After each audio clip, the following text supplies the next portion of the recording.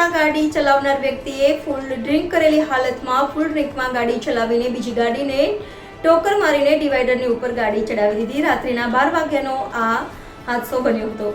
NN news Ahmedabad.